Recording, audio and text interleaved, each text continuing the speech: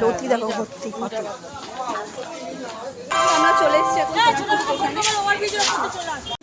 চলো চলো।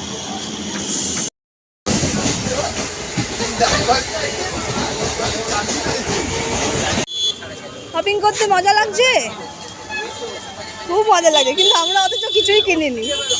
এই যে শপিং করে তারাই শপিং করছে।